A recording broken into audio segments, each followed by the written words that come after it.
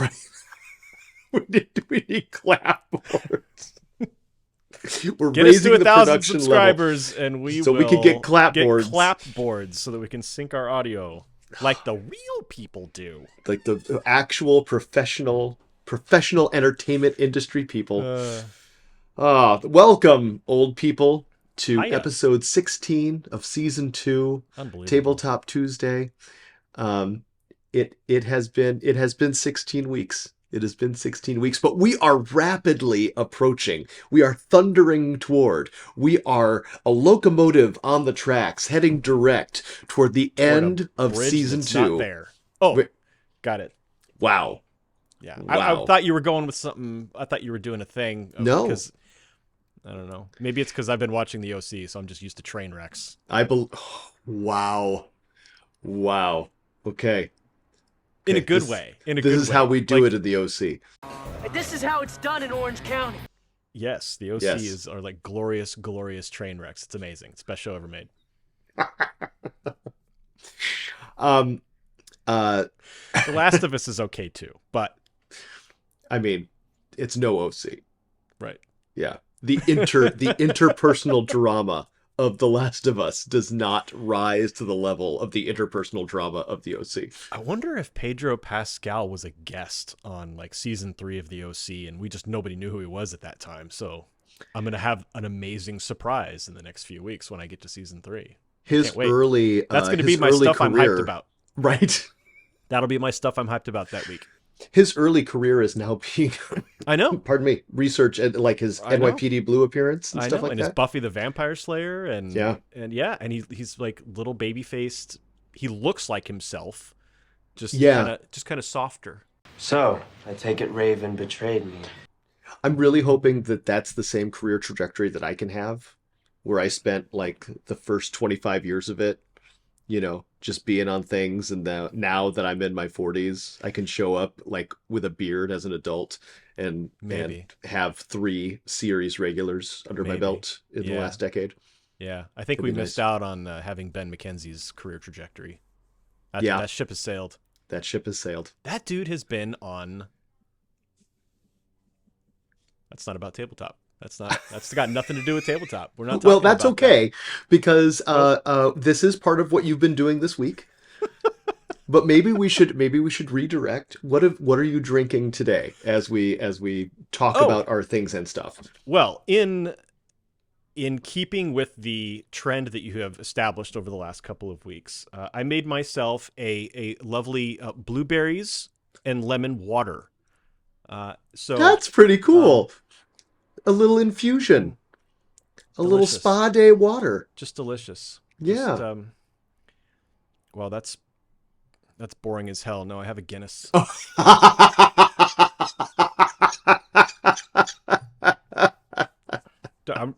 won't waste the water. I'll still drink it, but yeah, that wasn't as fun as I thought it was going to be. Well, okay. What do you have? I mean, what do you got? Well, I am continuing my tradition of Spindrift, but Dan, you may remember that last week I mentioned that the reason that my wife bought those originally was because she made cocktails with them. So she made me a cocktail with it this week. Oh, look at that. Isn't that nice? What's in it? Is it gin or vodka? Gin, a little bit of tonic, lime juice, and then top off with Spindrift. What's it called? Renee's Raspberry Limeade. Renee's Raspberry Russo. Oh, God, that's good. Yeah? You know what the worst thing is? It's 25 degrees outside. That's not true. It was 25 degrees this morning. It is 41 degrees outside. And you're in a t-shirt. But drinking this makes me feel like I should be under a palm tree enjoying the waves. It is so refreshing. Or maybe on like a porch listening to the cicadas. It is such a summer drink. Yeah. Such a summer drink. It is so good. It looks like it. It's pink, for crying out loud. Yeah. It is the color of sunset. It is crying out for poolside time. And a parrot. Yes. Squawking. And as you can see in the background, Mike is back for a temporary visit. I see, but what is that? It's a piece of art from Mike Bennett up here, and he is normally on display out in our living room, but Oh, okay. because the house is being sold. I had to move him so they can Really? see the fireplace clearly. Really? That's not Yeah. part of the look that the seller is trying to impose on They don't get to keep Mike. potential Mike is buyers? coming with us. Where I mean, technically we're not going to have to move, but if we do move, Mm-hmm. then Mike will be coming with us. Uh-huh. Yeah, Okay. he is not staying. Good. Yes. Nor Yes. should he. How was your week? Um. Okay. Yeah, it's been okay. My lovely bride has been ill all weekend Oh and no. all week. She's feeling better today, but That's good. I've been. Oh, that's that's it. It's just been kind of I mean, that could take up wringing your my time. hands with worry, but just a bad cold. So Ah, that's nice.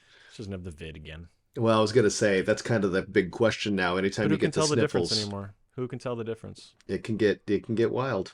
Yeah, Yeah, yeah. So she's been working from home because she doesn't want to terrify anybody in the office. that's Even fair. though they're all in there coughing and hacking and everything and giving each other COVID. Like literally every week, one of them is out with COVID again because they got it from somebody. It's like, can you people stop? It's been 3 years. Just knock it off. Yeah, that's rough. That's rough. Okay. The Anyhow, how was your week? uh, fine, fine. Way better than the week before.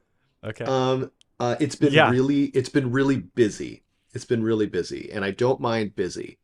And I feel like a lot of what has been busy has been had a point. I recently started using a specialized journal to help with my time management issues. Ah. And I've done this in the past before. I have used different strategies. I have managed, by definition, a producer is a project manager for people to understand. So like when I have something to work on, it's very simple for me to assign times, group it up, plan it out. I'm a really big, as much as I have joked in the past, we'll fix it in post. I'm actually a much bigger advocate for making sure we fix everything in pre, because even with the best planning, you're still going to have to fix things in post. So let's knock it out in pre as much as possible. Yeah. Let's not make posts more difficult. But when it's not a job, when it's not a project, when it's just my life, I am not as strict. I know everything that I'm supposed to do, I just don't do it. So, for whatever reason, this year, thus far, I have found a journaling system that is working.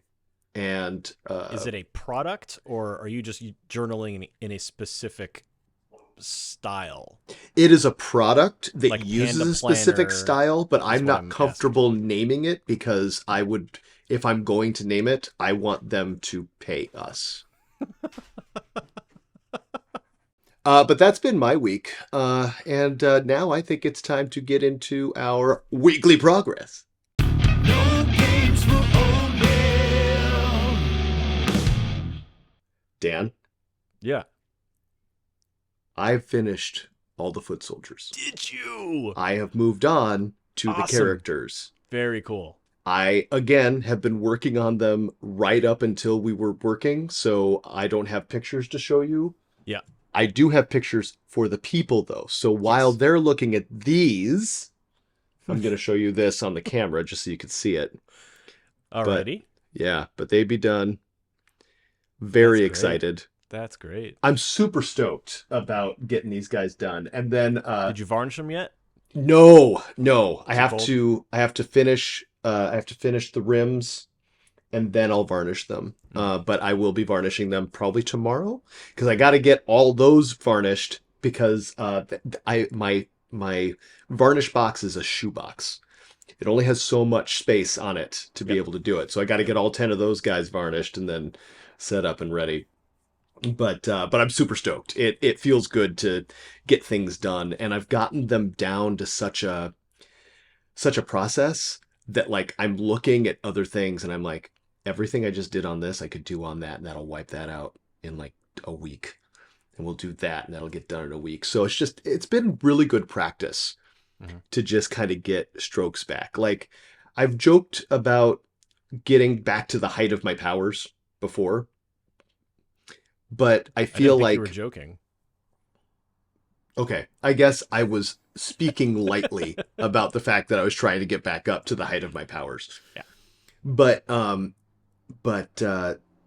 actually just being in constant daily practice, because I'm not a professional painter. I'm not a ninja. I'm not a miniac. I'm not a Midwinter Minis. Like, definitely no Duncan. But it's just part of the hobby that I like, and I happen to be doing pretty well at it.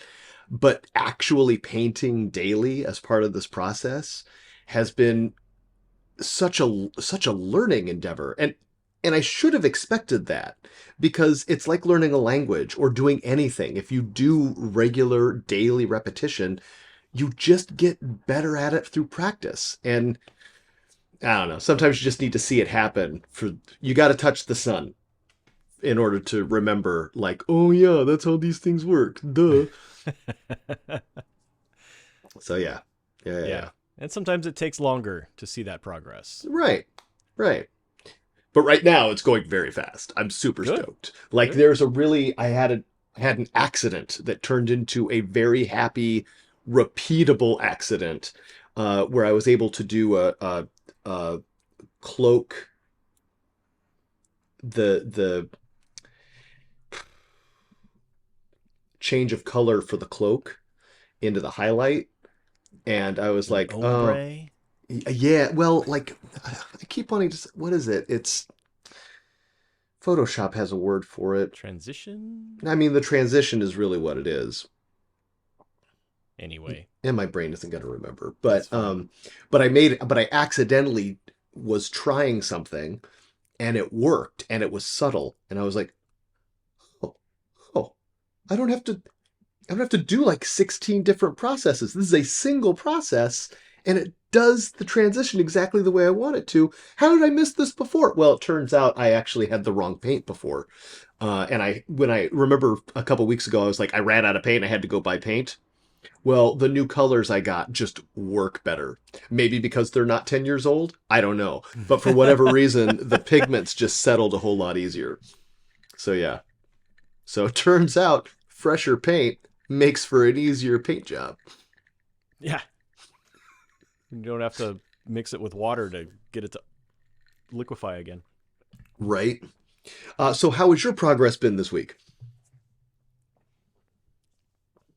Putting the apartment back together. The area where I paint is kind of where we piled all the stuff that we're decided we're not going to keep. Gotcha. And so now there's like boxes of things that need to go to Goodwill. And once those are taken care of, then I'll be back to normal, like completely back to normal. I have So, I have the exact same box in the back of my car right now oh yeah. Oh, that just I've needs had to go. boxes in the back of my car for a long time. Long time. The thing is, the Goodwill donation office that I usually go to vanished. Yeah, So that was my problem I'm too. like, okay, well, where's the nearest one? So that's what I got to do. Yeah, I Anyway, gotcha. driving over to it, and it's an empty lot now. I was like, oh, okay. Was it a building before, or was it like one of the semi-trailers that they would just No, park there on the it was a weekends? building. I'm being facetious. It's Oh, not literally an empty lot. It was just an empty building. because that is exactly how our drop-off station works. It was a semi-trailer Mm. that they would just come pick up every week. Mm. And so literally it is now an empty lot. And I thought we had that in common, but Same truck, could be. You don't know. don't know. Don't know. Could be. It's a long trip, but Yeah. it could be. So I'm looking forward to the opportunity to get back to it and to try out that magnifier that I Magnifying got lamp. a month ago that Yeah. I then immediately wasn't able to use because the rain decided it was going to destroy my apartment.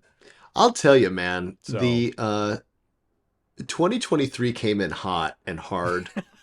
And Yeah. and has not really been willing to let up. Like my bandwidth for unprecedented times is completely shot. Like we're literally getting like unidentified, probably not aliens, but unidentified objects flying over the country all the time now because they changed the radar settings for Yeah. NORAD so Yeah. that Now they little know how to things. identify them. I mean, Yeah, exactly. Yeah, And I love all the talk that this never happened under the previous guy.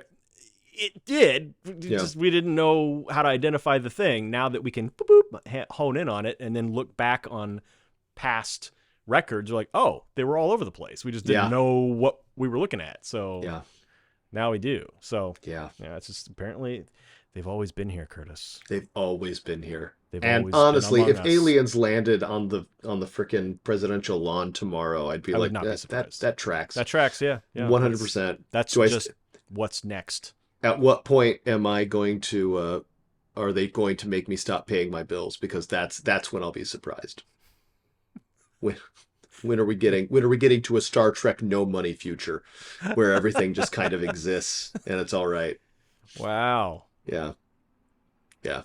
Because that's just how far I've been pushed, man. Yeah. That's just how far I've been pushed. There's too much going on. I'm with you. There's too much going on. I have goals. By next week, I would really like to be done with this commission and be able to present finished work so that it can go in the mail and get to Ian well before March. You can do it. I'm ready. I'm You ready. can do it. That's the plan. That's the plan. I'm super stoked. Like just seeing the start of what I'm doing with the characters, which you've already seen because I presented it here.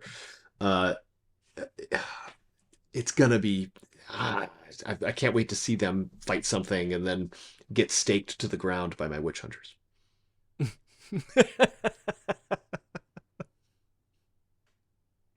I created them to kill them. Okay.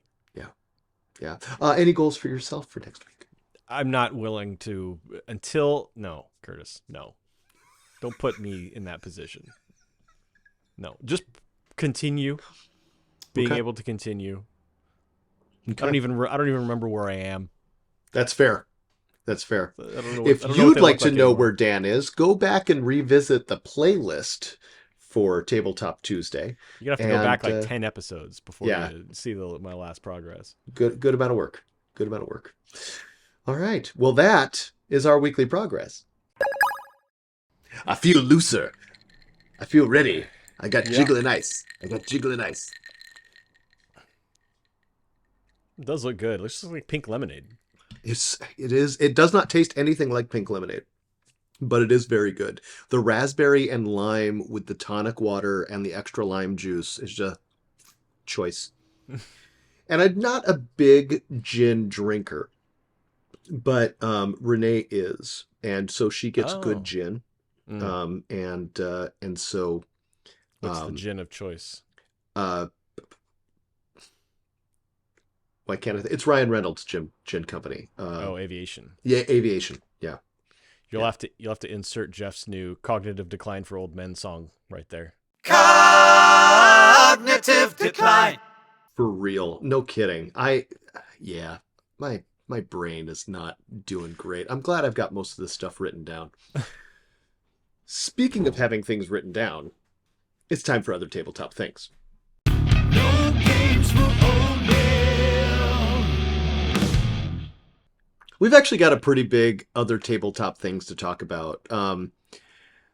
Needless to say, the end of 2022 and the beginning of 2023 have not been great for tabletop gamers as far as stress coming from big companies.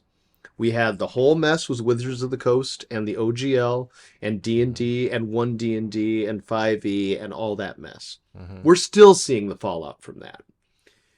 And Games Workshop decided to Games Workshop and is doing another price rise for that starts March 6th. And while they have stated that it is an average 6% price rise on particular things, primarily the plastic kits that are their primary driver. The bulk of the products.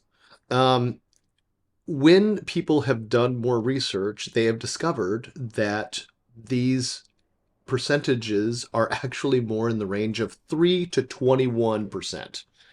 Oh, Like, I haven't seen 21%. yeah, Wow. Okay, that's the new. dark Eldar are being repriced, and they are rising over 20% No, so when that's their kits are repriced on March 6th. yeah. So, you know, that in addition to the fact that ninth edition is starting to feel the same slag that late 7th edition was feeling, with an abundance of rules, the numbers of books that have to be carried by a player. In fact, Games Workshop just released um, a new dwarf for Age of Sigmar that has a giant number of books on the back. It has a robot arm holding a book open and a dwarf pointing at a book and pointing at somebody else. I'll show that picture here. That's pretty self-aware. Well, that's the problem, right? The joke online is this is a 40K player bringing all his books to the table that he needs to be able to play a game of ninth edition. And there is discussion on the interwebs and in the meme farms about whether or not Games Workshop is self-aware, or if they're just setting themselves, they're just teeing up the ball for the memes. I mean, I don't think those are mutually exclusive. I think that's fair. the same thing. That's the same picture. But today's topic is, how much is too much? Oh, geez. How much is too much before you start to look around and revisit and reconsider what you're willing to put in to your hobby? Because I know me personally, Uh-huh. I am my excitement for 10th edition, and I've discussed this over the last couple weeks, but now I'm really feeling it hard. My interest in 40K as a large game is greatly reduced. And I know this is anecdotal. This is not me speaking for a group of people, although I do see, again, anecdotal evidence of it on the internet. I am not alone. But I don't care about 40K as a main game at all. At all. Wow. I That is just, a massive change. yeah, I just For have you. no interest in picking it up. I had fun when I played my game with Joel, but it took so long to play Uh-huh. because there was just so much to move and so many rules and so many interruptions and so many exceptions. I couldn't just pick it. I had been away from it for a few months, and I couldn't just pick it up and play. I couldn't just pick it up and play. I had to constantly refer to the book. I had to constantly see what my rules were. I had to Right. constantly check up. And I was using the old codex for IG purposely so that I wouldn't have to do that. So I could go by memory. And it didn't matter. It didn't matter. I still had to look so much up. And so when they talk about 10th edition, I'm like, 10th edition to me is in the same position that 7th edition was in, which was just an expansion of what had changed with 3rd, 4th, and 5th. And I feel like that's what's happening here. We had 8th edition, which was a massive change to the game, complete rewrite of the rule set, simplifying everything down, and they've just been adding more and more and more complexity without streamlining it at all. So when I listen to podcasts, I keep up with the news, I do all these things, and I hear people talking about the modern meta, and it's like, I don't understand half the things you're saying, because I'm not going to go buy every codex that comes out. I just don't. I'm not that style of gamer, and Are there I people who know do from that? Absolutely, Just to have the codex, even if just they to don't have the army? codex so they know their enemy. Oh my gosh! Wow, Dude, when That's I had dedication. expendable income, when I still had TV money, I did that. All through 4th edition, from 2nd to 4th edition, I acquired every codex that came out, just so I could have the lore and the knowledge and stuff like that. In 2007, that dropped off. But again, that was when 6th and 7th edition were out. And it was just like, oh my God, how much of this do I have to memorize now? It's too bogged down to play. And I'm starting to feel that way with this again. Like, I'm going to get the rule book because I'm a completist and I kind of want the rule book. But everybody's talking about the 10th edition starter box. And I'm like, I don't know that I'm going to need another army's worth of Space Marines. And I don't know that I care about Tyranids enough to get whatever the new sauce is on that. I'm Why far more interested in current Kill Team. Why what? I'm sorry, I didn't mean to cut you off. why buy the core rule book for a game you're not going to play? I will probably eventually play it, but I also just really like the core rule books for 40K. They're a really neat snapshot of the time. I still went back and got the 6th Okay. and 7th edition rule books just because they're cool books. Okay. Yeah. All right. Yeah. So they're more collectible items for you Yeah. in that sense because you didn't actually play 6th and 7th edition, or Right. not as much as you did. Oh, I didn't play 6th or 7th edition at all. I went back and bought those books on eBay years and years later. Ah, okay. Yeah. Yeah. Gosh. But I'm having the same problem with 1D&D as well. Like, I know Wizards of the Coast is on their apology tour right now.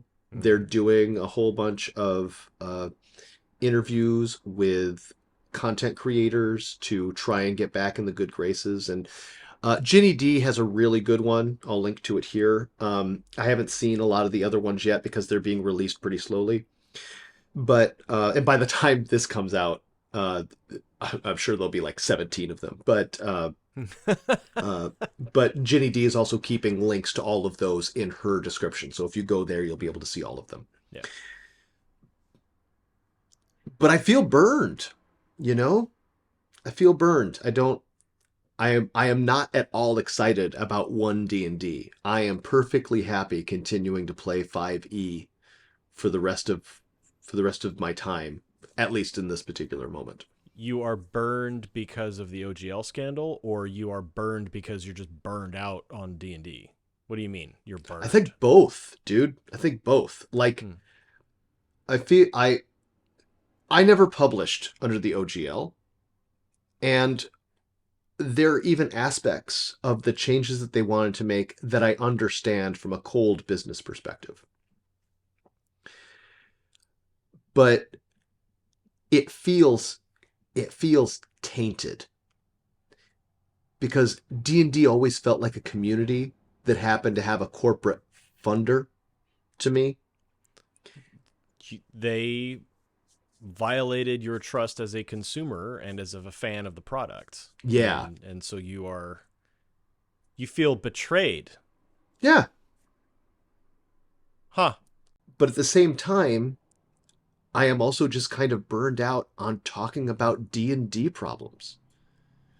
Because Jeez. I didn't have any problems. You know what I mean? Like, Right. we were playing just fine. Mm-hmm. I like the 5e system. We were doing pretty great. Yeah. So Yeah. now hearing about everybody else having troubles is like, come on. It's just it's a lot to take on. It's a lot to take on. Yeah. And Yeah. honestly, That's why I don't get involved in any of that. yeah. I'm really not interested in watching videos of people trashing a product or a company unless I just don't share that anger, I guess. And so I'm not interested in watching that content, which is fine. There's plenty of people out there who do, Yeah. who are interested in that. So I've backed away considerably from all of that. Were you also feeling like I know mine is self-imposed. I purposely check these things out because I want to get a temperature of the room about what's going on in the community because a lot of my a lot of the ways that I make money rely on me having a knowledge of pop culture, especially niche pop culture like D&D and other geeky things. Unfortunately, what this means is I end up getting sucked up into things like Gamergate, uh, Ryan Johnson Star Wars, um, and the Fandom Menace, and gamer like game issues, and Yeah. self-imposed, yes, because I do feel like I need to be on the pulse, but also like I, we've talked about this before. I don't understand why people can't just like things. I don't understand why people can't just like things. And it wears you out. It's emotionally draining Right. to hear people fighting about it all the time. Yeah, it speaks to a connection, almost an obsession with that, whatever the product happens to be, that I guess maybe I just don't have. Well, I've you also have I've a pretty had unique like relationship with a lot of this stuff. I know I've been talking a lot about how it's affected my interest in these things, but has has your interest in any of this been affected? no. that's that's just that, but that's just me. I again anecdotal evidence. No, But I if don't you know. I guys all guess, decided what? well, you also weren't like super hyped for anything like that was coming out. Like Hmm, Soul Shackle sold out in under an hour. That's one of the few products that I still had some heat for, uh-huh. you know? Um, Did you get one? I don't know. I don't know. And I won't know till Friday. So you asked for one to be reserved for you, but it's a did the store receive enough retail copies to fulfill all the people on their wait list? Correct. Okay. Correct. Well, hopefully they sort the list alphabetically by last name. Well, right. No kidding. That always worked out for me in the past. But at the same time, like the fact that it sold out so fast and they're showing that it's not available anymore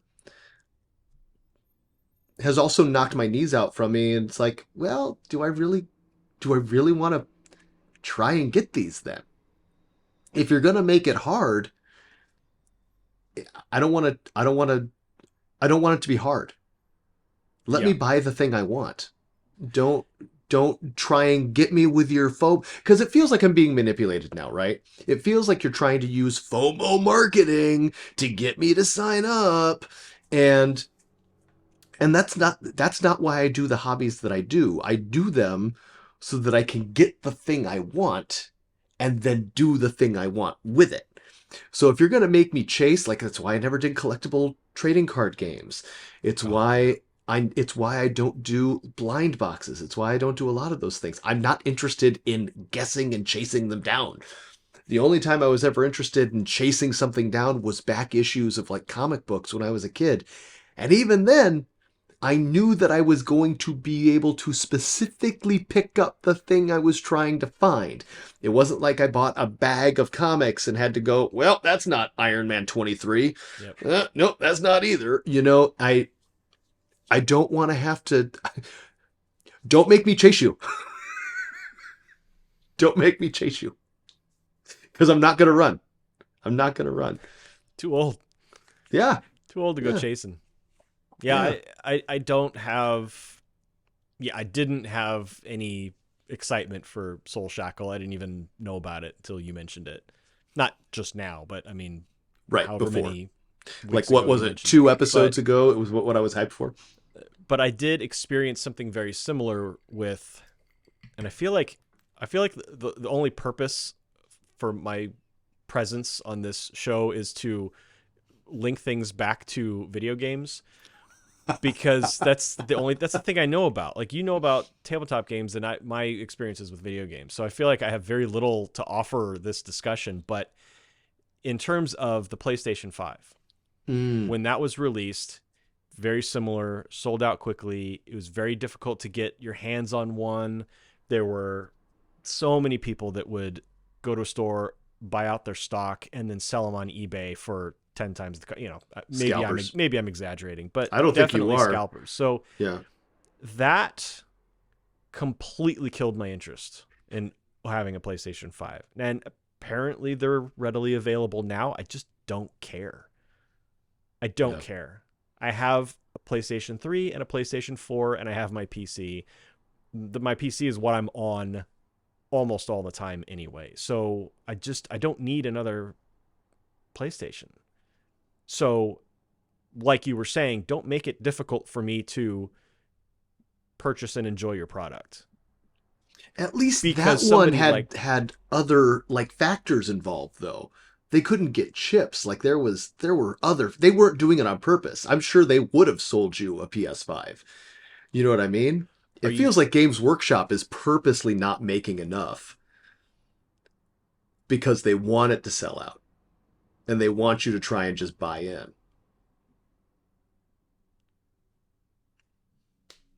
And you know what the worst thing is? They don't communicate well enough to be able to say, no, that's really not it. The only time they've ever tried to like make it better, that isn't necessarily true. But the one time I can remember off the top of my head that they tried to make it better was when the 8th edition or the 9th edition release box, the Indomitus box, sold out like this before. They immediately came out with a response that said, wow, we did not expect that. We super sold out. We've never made more boxes than we made of that. And you bought them all. We are going to open up a made to order. So if you want one, it's going to take us a couple months to get it to you, but you can buy it right now. Guaranteed you will get one. nothing like that about Soul Shackle. No, not at all. Not Are at the all. boxes numbered? Are No. they a limited edition numbered box of Soul Shackle? No. I mean, did they just completely underestimate the interest based on previous Kill Team box sets, perhaps? And they went, well, we'll reduce production on this one. But, how do we know? How do we get those answers? How do we know? Well, and it comes down to company communication, right? Like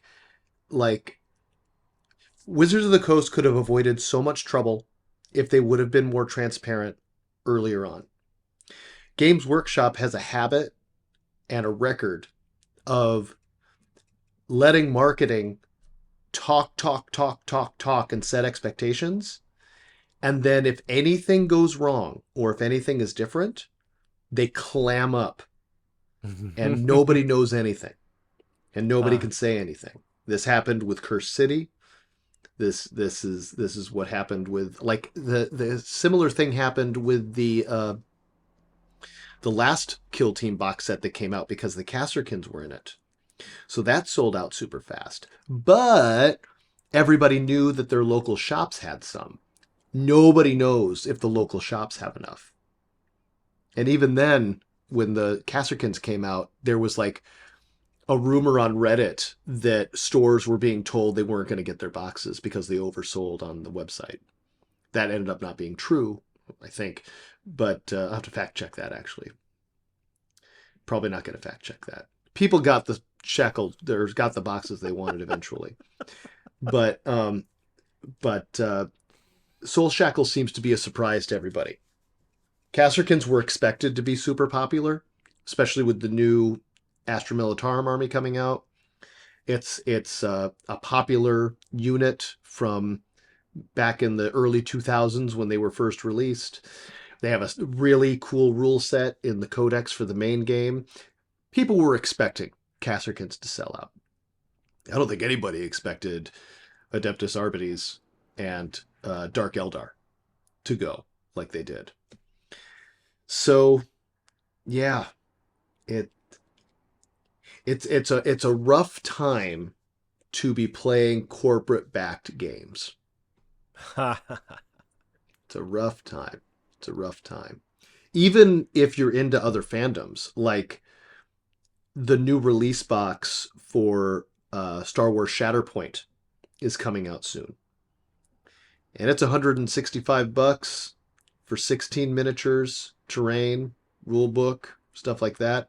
It's a 40 millimeter game, so the characters are bigger, Okay.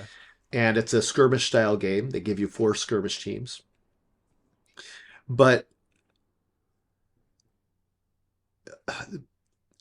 like people are really concerned because is this going to take away from Star Wars Legions? And the company isn't talking about it. They're just like, Shatterpoint, Shatterpoint, Shatterpoint. And everybody's like, I play Legions.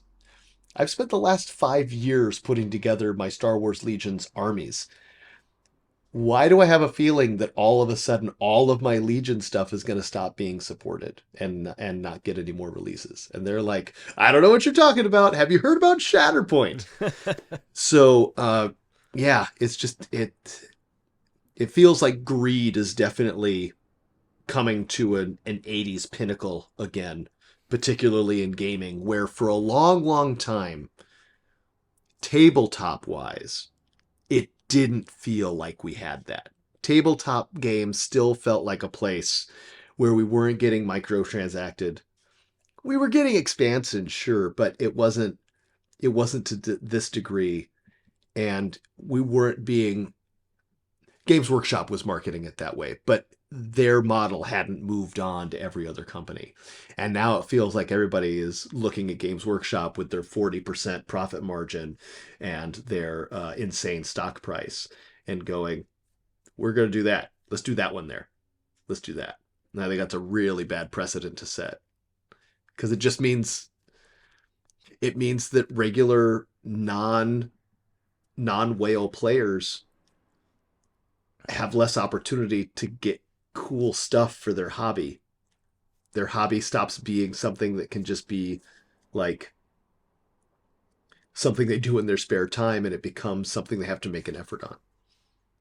And that bums me out. Yeah.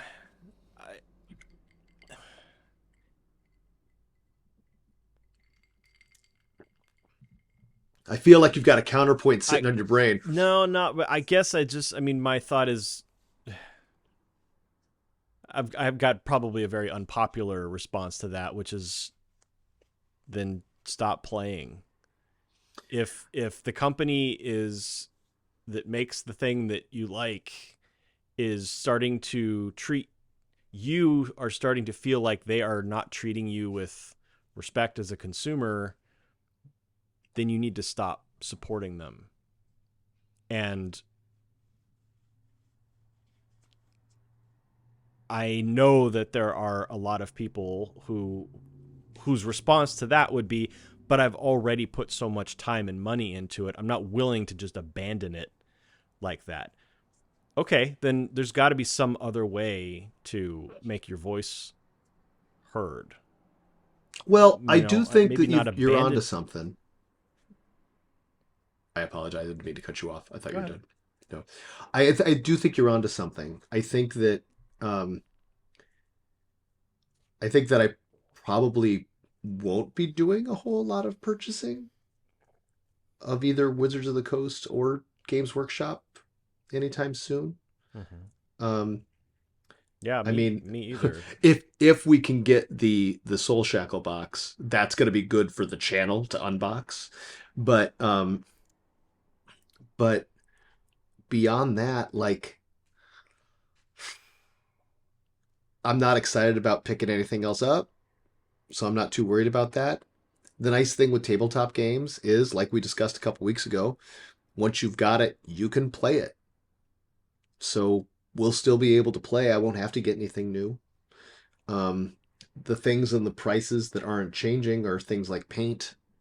So I still feel fine getting replacements for the paints that I use up. Well, and heck, there are plenty of other paint lines out there. So even if paints do end up going up, getting a price hike, hey, maybe check out Vallejo or Army Painter or whoever else. There's other options. So yeah, there's some really great paint lines out there that aren't Citadel. So, I think it's 100% manageable. I don't want it to feel like this is bad for clicks. I don't want it to feel like an emergency because it's not an emergency. But to get back to the core question, I'm feeling like I've been pushed far enough now that I'm willing to take a step back. Mm-hmm. And this does tend to happen every 10 years with me, and especially Games Workshop, but now it's extending into other game companies. Is it the result exclusively of price increases for you? And that's certainly the camel, because right now my disposable income is extraordinarily limited, you know. But I also feel like there there's a weird cognitive dissonance between, oh, they're coming up with cool stuff, but they're selling it to me in a bad way. And so I just don't like being I don't want to feel like an ATM. I know it in the back of my head, but don't make me feel like it. Don't rub my nose in it. Yeah. That you're trying to get me to spend in a certain amount of time so that you can have a quarterly run of this, and then worry about the blowback when you don't have enough of something or there's a delay or something like that. Because in the end, I enjoy playing this game with you and the other people I play with. Kill Team I still really, really enjoy. I like having our little people that shoot at each other and run around trying to control things. Uh-huh. I like pretending that I'm a half-elf bard, you know? I like those things. When I feel like your business practices get in the way of me enjoying the thing that you make, then it taints that whole experience and makes me want to kind of step back a little bit. Yeah. Yeah. I understand that. I guess maybe I'm just so far removed from it that I'm not having the same reaction that a lot of others are. Were it not for your influence and your suggestion of, hey, let's get Kill Team and do a little show on YouTube where we talk about our progress and stuff, I never would have gotten it. Right? I wouldn't have that right now. I mean, it looked neat, and I enjoyed listening to your stories about it, but it wasn't something I was going to pick up and buy on my own. I mean, literally, this is the only reason I have those models on my table downstairs right now. And so because of that, I'm not having this reaction that the internet seems to be having about this 40K or Games Workshop in general price increase. For me, price increases are expected. They're going to happen because stuff costs more to acquire and to make and to sell. And when that happens, a company has to increase their prices to make up for the increases elsewhere. Now, granted, when you're a company like Games Workshop, and I think you just said a few minutes ago, 40% profit or they something? expect to have a 40% profit margin on all of their products, which is more than a generous profit margin. So that's quite a bit. You could take quite a bit of a hit on that and still be extraordinarily profitable. Because let's not forget, profit is the money left over, and this is mostly for the people. Profit is the money left over after all expenses are paid. This is the money that's just floating there, that has not been spent in any way, shape, or form. They've more than doubled Your net gain. the dividend checks that they're writing to their stakeholders. They could take on a little bit more of a hit. Profit margin shouldn't be 40%. That's insane. 10 to 12% is good. 40 is insane. There is no ethical consumption under capitalism.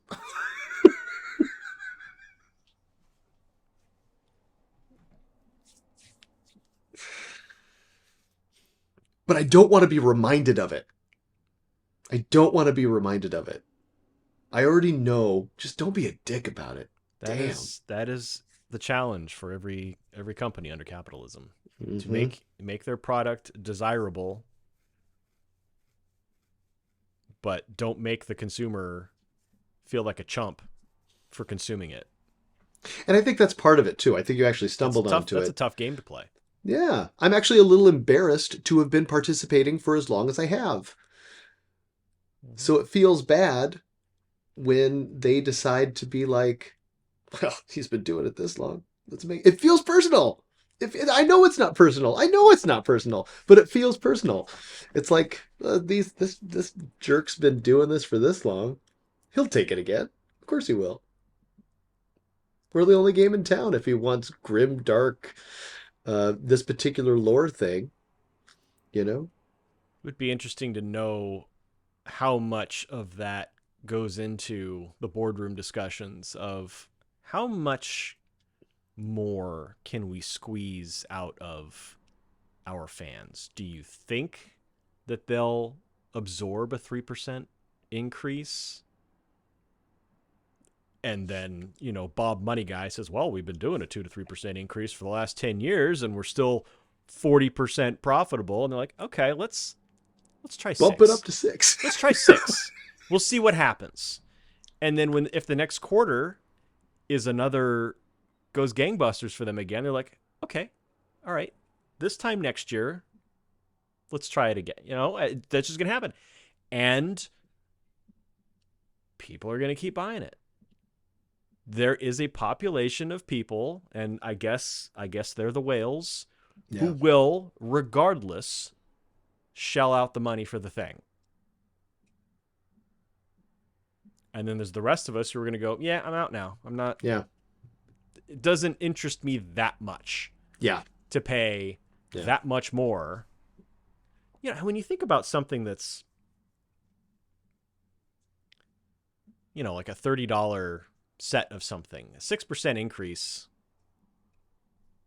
it's like what, $4? No, it's not even that much. But anyway, it's like, yeah. You know what I'm getting at. I do. It's, that would be a couple bucks. That would be a 10+% increase. Never mind. But what I'm saying is it's really not that much for a box set, but it adds up when you've got so many of them. If you're trying to build an army and you've got kind of like a hair in my face, when you're trying to build an army and you get your starter set, the price of which is not going up, interestingly enough, the starter sets are not going up because they still want to get you hooked. Because you get, right. The first one's not free, but it's cheaper than the others. And I don't know what else to say about it. It's capitalism. Yeah. The company exists to make money. Yeah. For themselves and for their shareholders. And they're obligated to under the laws and rules of just about every Western nation, the United States and England especially. If it turns out that I did get a pre-order, the only reason I would be able to pick that up is 1, I have a discount at that store. 2, I have been purposely saving up the credits that I get at that store to be able to nearly cover the purchase of the box. Credits. Yeah, they've got a multi-buy discount, so every time you buy something, you get a certain number of points per dollar. Okay. It's frequent. Yeah. It's a punch card. Got it. Yeah. Yeah. And I've got an electronic punch card, and that's going to cover a majority of the cost of the box. My history with retail, when I hear credit at a store, I think Oh, like a of, return or like something. you've returned something and you didn't have a receipt, so we'll give you store credit for it. Right. No, it's I'm like, what it's are a you frequent. returning to the? I get it. It's a Yeah. frequent purchaser program. Understood. Yeah. And so basically, it's not going to cost me very much at all. And I'm working a lot right now, so that money's going to come right back. That's good. But Do you think that I'm also not super worried about not getting it.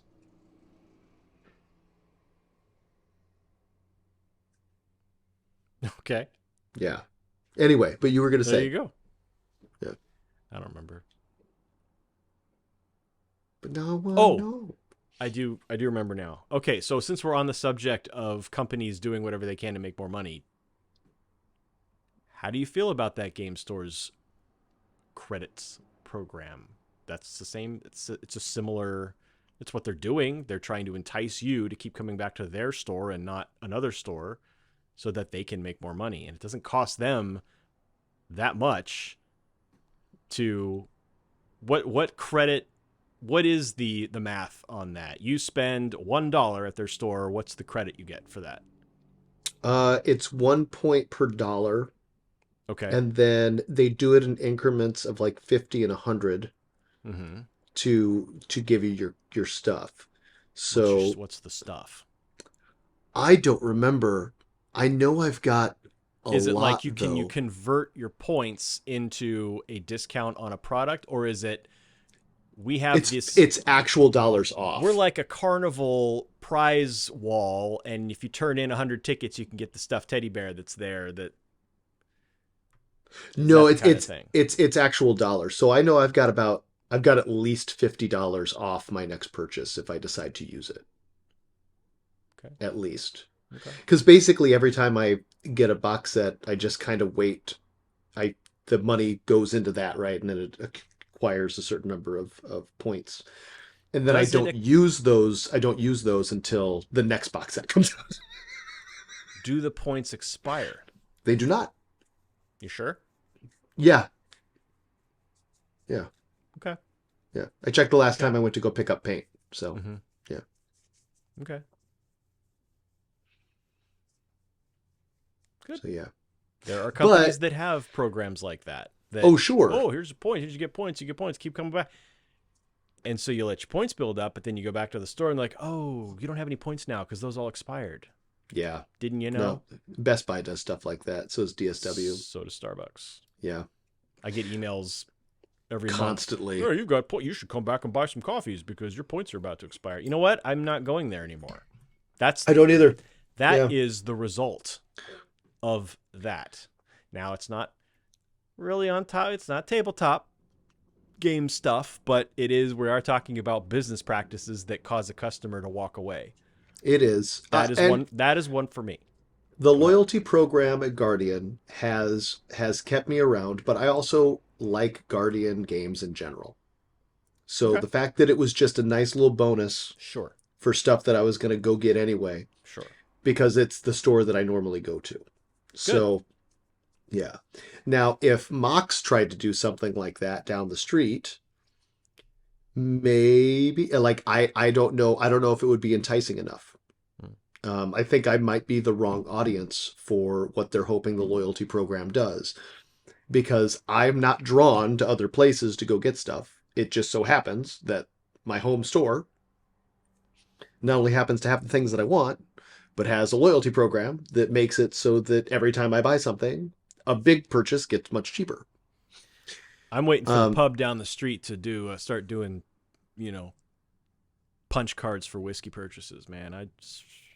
You seriously need to I come am up here. single-handedly keeping that place afloat with the amount of money I spend at that. I believe that. I believe that. I believe that. There's at least one staff member who works there because I'm paying their salary with my purchases.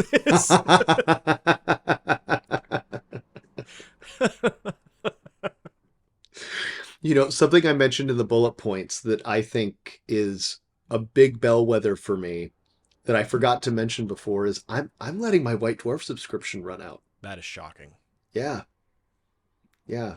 Because I don't want to.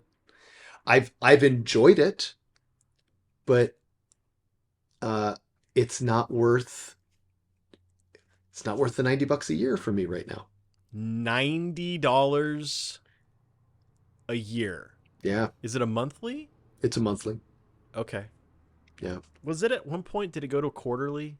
it Has it did, always but been that monthly? it did. There were some times, especially during the post Lord of the Rings years, when their Brinks truck full of money stopped coming to the back of the factory and poured in, Okay. where they changed White Dwarf quite a bit. That was during the tumultuous years before 8th edition. 90 a year. That's a chunk of change there. Every I haven't issue subscribed is to a- $11. So you're getting pretty steep. Anyway, you were saying you haven't subscribed to a magazine in a while? No, so I don't know how that compares to other, magazines. Every other magazine, If I'm buying like Woman's subscription, Day, is like you know. $20. No, don't get me wrong. Yeah. White No, Dwarf is expensive. I Yeah. get Runner's World sends me something every quarter like, hey, you sure you don't want to subscribe again? We'll give you 2 years for $10. Yeah. That kind of thing. And and after that it'll be $10 a year. So I'm like, wow, that's cheap compared to White Dwarf. Renee accidentally signed up for a Cosmo subscription. Accidentally. Well, she was you're signing. buying that story. She was trying to get an article online, and she was like, well, it's like $4. Blah, blah, blah. Well, we've been getting issues of the physical magazine ever since, and it was just extraordinarily cheap to sign up for. Okay. Yeah. And so paying for a catalog every month that sometimes has helpful articles that are eventually going to be grouped together into an annual for the game that I like in the first place seems kind of silly. Mm. When my last renewal was up, I had gotten like $35 from Games Workshop because of something that I won, or I forget why I got it, but I got a gift voucher from Games Workshop. And so I used it toward my subscription. And that felt okay. That felt okay to go for another year. Yeah. But this year they sent me my renewal, and it was just like, nah, not now. Not now. You're making things hard. I don't want to play anymore. Yeah, At least but yeah. But for 2023, if you subscribe to White Dwarf, then you get a free Soul Shackle box. That wasn't. Wouldn't that be a kick in the nards? That's why they ran out. Yeah. Yeah. So many people signed up for man. Well, look at me missing the boat. That's not true, everybody. Doll does not walk the talk. Don't do that. Yeah.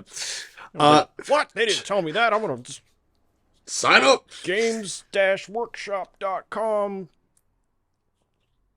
So, to you, audience, how are you feeling about all this with Star Wars Legion and Star Wars Shatterpoint and Wizards of the Coast and Games Workshop being Games Workshop-y? There's so many good independent game makers out there right now. And here we are still talking about like these big fandoms and these big companies. Yeah, Where are you sitting on all this? What do you think? What is it? Let's see, what are those other games? Everybody I don't should even tune know in what they next are. week because that is other tabletop things for next week. Oh, okay. Is talking about Okay. independent games. I will definitely tune in for that because I don't Yes. know any of them. There are so many That's good why independent you're games here, out there right Curtis. now. Yeah. Yep. Yeah. If this were my show, this would be a 30-second episode and hey, I didn't get any painting done this week. See you next time. No Good thing games for old men. And And that's other tabletop things. Oh, Well, I'll tell you what. When I'm drinking, I apparently just want to railroad over you as much as possible. Just talk over you chronically. it's all right. This next segment will be all you. Oh, what, really? Well, then I guess we should just get into what we're hyped about. No games for old men. I'm hyped about my fake spa water. I love the fact that you came up with a blueberry lemon infusion for today. It's amazing. Well, I have to drink that now because my Guinness is pretty much done. Do the blueberries actually add much flavor? No, because I didn't muddle them. Oh, They're just solid blueberries sitting floating there. in the water. They're like, hey, what's going on? What are we doing here? we're going for a swim. How did we end up here? Nice. Yeah, no. Nice. I'll eat them when I'm done. I was just giving you some S for I drinking get it. freaking Spindrift 3 weeks I in a get it. row. Yeah. Cocktails. That Used to be a beer segment, man. Yeah. Well, I haven't had a chance to beer lately. Betrayed. Tell me, what are you hyped about this week, Tim? Well, I actually do have a couple of things. One of them is tabletop related. I'll do the other one first. And I've already talked about the OC quite a bit this episode, but I'm going to go back to, because I talked about it last week too, and you said I heard the Christmas episodes are exceptionally good. Dude, I just watched the Christmaka episode of season 2. It is so far the best episode of that show. Excellent. It was Excellent. fan-freaking-tastic. There was drama, and there was drama on the drama, and it was funny. That's one thing that I don't think I hear people talk about the show is how funny it is. Like, legitimately funny. Yeah. And then, of course, there's all the soap opera nonsense that happens. Like, and it got soap opera-y big time with the Christmaka episode of season 2. It was amazing. It was like, I was sitting here watching it, literally feeling stress because of what was happening. And I'm like, okay. And I watched the show when it aired. I have no memory of, there's some key points that I remember from the series, but every episode that I've watched so far has been like I'm watching it again for the first time. It's been great. Like, have you ever That's you've had awesome. those experiences like, gee, that was so awesome. Like, I wish I could see Star Wars again for the first time without any memory of it. Well, that's what's happening with me right now with the OC.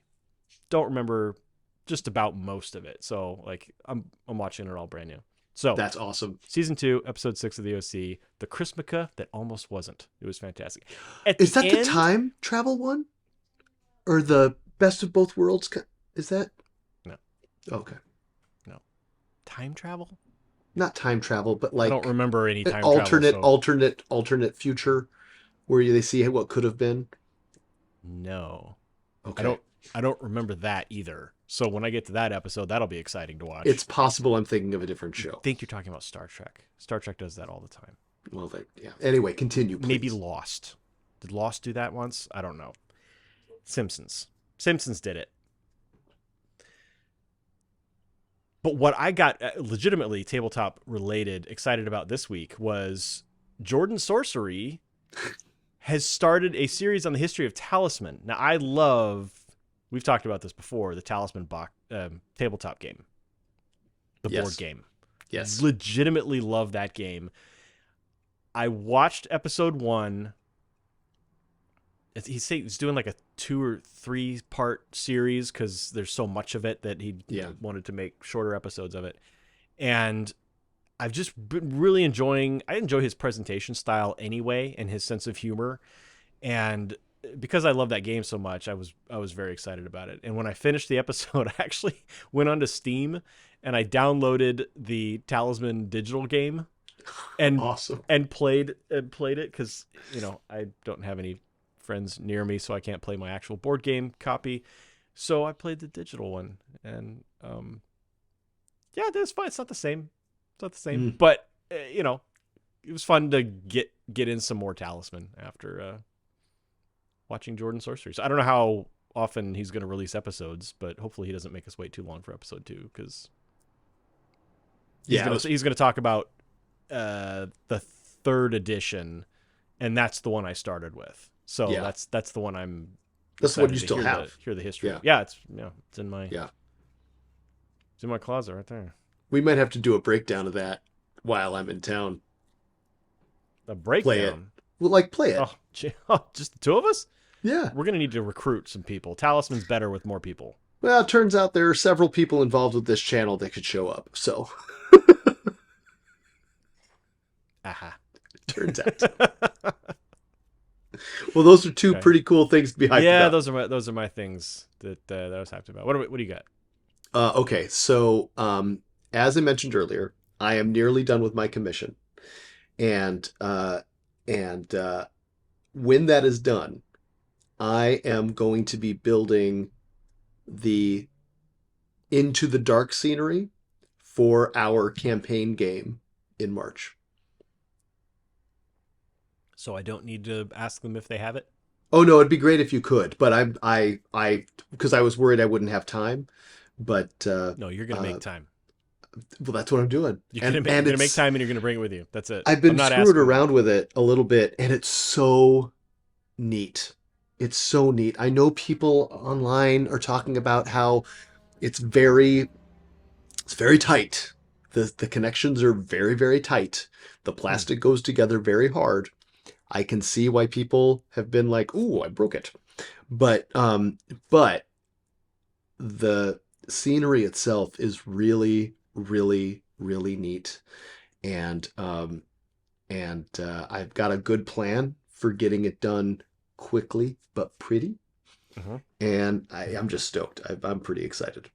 Yeah. Nice. Yeah, I am Yeah. too. I'm going to reject your request that I go to Geeky Tees and ask them if they have Into the Dark scenery available. For the 'Cause game. Okay. We're not, even if they have it, we're not using it. We're using what you're bringing. So if you don't bring it, we're not playing. Great. All right. Then I guess I better have a plan. Speaking Gauntlet of which, Throne. Throne. So yeah, that's what I'm hyped about. That's where I'm at. What was the speaking of which? I was gonna mention something that is like logistics for the game, but that's not for here. I was starting to have a regular conversation with you because I've had, I think Renee poured a little heavy. Did you forget that we're recording a show here? I did. I did. It's like, I think Renee may have put a little gin. Yeah. Good It old is really Ryan good. Reynolds. It's Yeah. Ryan Reynolds, so handsome. I love Ryan Reynolds. Between that and Mint Mobile, go Uh-huh. Ryan. Yeah. Here Man. we go. Oh, Hey, and He's Renee got to comes make. dancing He's through got the to room. make money for Blake Lively. He's got a new Just one kid. gin. There's a new kid coming. Yeah, he's got to make that money. What's going on? Renee What's has going on just over there? Are you and I doing a show or not? I'm sorry. She came dancing into the room and it was distracting. And then she told me it was just one gin that was in my drink. One gin. One. Yes. Gin is not a unit of volume. So you could see my concern. Yes. Yeah. I would consider one bottle of gin a gin. One gin. That is one Yeah. gin. 750 milliliters. 1 ounce. One gin. One gin. What does that even mean? It means Why are you that's not what we asking were her? hyped She's about. standing right there. She's not there anymore. Well, oh my god. You had the opportunity. Folks, let us know in the comments. What How many is is the one gin? definition? How many is one gin? Yeah. That's the short. Oh, folks, that is episode 16. Good gravy. Episode 17 is coming sooner than you think. Oh, brother. And ideally, Dan will have his stuff moved in his apartment enough to be able to see how that magnifying lamp goes. And Yep. that's all I've got. I'm going to finish my drink now. And I've still got work to do today. And then you can get one more gin. One more gin. Make another with one gin. See y'all next week. No games. No games.